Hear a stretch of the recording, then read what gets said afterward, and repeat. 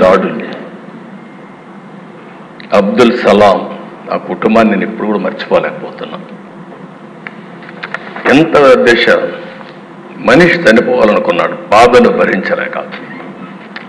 చనిపోవాలనుకుంటే వీళ్ళు మాట్లాడే మాటల తర్వాత నువ్వు చనిపోవాలనుకున్నా నిన్ను ప్రశాంతంగా చనిపోని నీ భార్య ఉంటుంది, గుర్తుపెట్టుకో, ఏం చేస్తాం చేసి చూపించమంటే, నేను చనిపోయిన తర్వాత నా భార్యని ఏం చేస్తారో అని ఆలోచించి భార్య భర్త ఇద్దరు చనిపోవాలని ఆలోచించుకుని ఇద్దరం చనిపోవాలని మాట్లాడుకుని అప్పుడు మళ్ళీ ఆలోచించి మనం ఇద్దరం చనిపోతే ఈ ఇద్దరు పిల్లలు అనాథలైపోతారు, ఏం చేయాలని ఆలోచించినప్పుడు కాదు నలుగురం కూడా చనిపోవాలని నిర్ణయించుకుని నలుగురు వెళ్ళి రైల్వే ట్రాక్ మీద వాళ్ళిద్దరు పిల్లల్ని కట్టేసి ఆ ట్రాక్ కింద పడి బలవంతం మరణం చేసుకున్నారంటే అధ్యక్ష సాధ్యమే.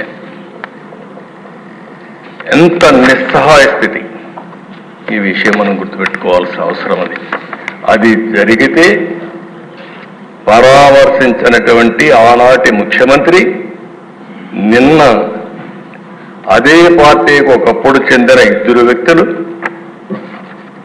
ఈరోజు ఒక అతను వ్యక్తిగత కారణాల వల్ల చంపితే దాన్ని రాజకీయం చేస్తూ ఢిల్లీకి పోయి ఈరోజు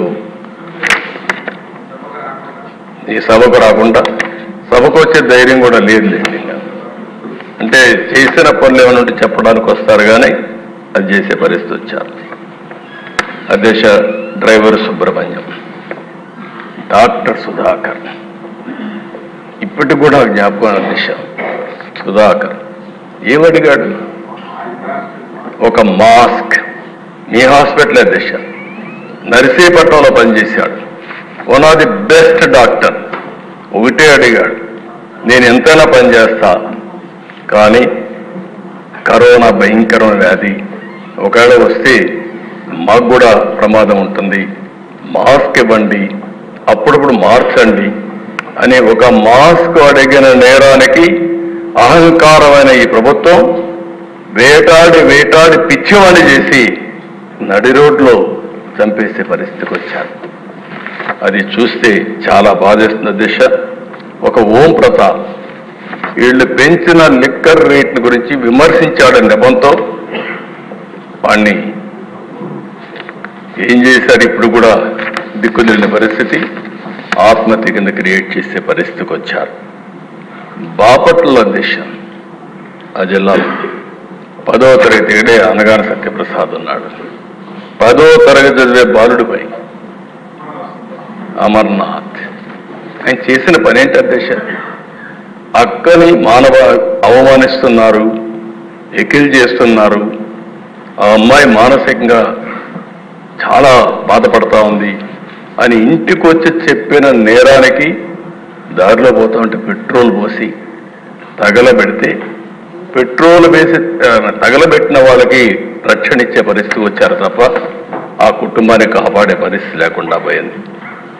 అధ్యక్ష ఇక్కడుండే మహిళలు చూశారు, ఇప్పుడు కూడా అదే సమస్య నాకు కనపడుస్తూ ఉంది. నేను ఆ రోజు ఇదే కుర్చీలో చెప్పాను అధ్యక్ష, మీకు జ్ఞాపకం ఉంటుంది.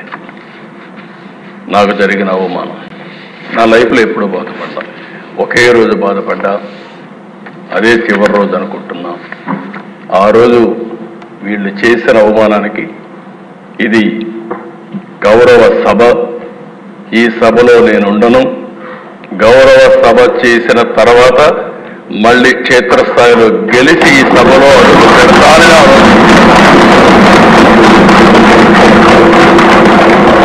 ఇప్పుడు కూడా దశ నాకు జ్ఞాపకం. ఆ రోజు మైకు కూడా ఇవ్వాల, ఇది ఓన్లీ రికార్డ్. అక్కడి నుంచి ప్రజల్లోకి వెళ్ళాం, మళ్ళా తిరిగి ఇక్కడికి వచ్చాం.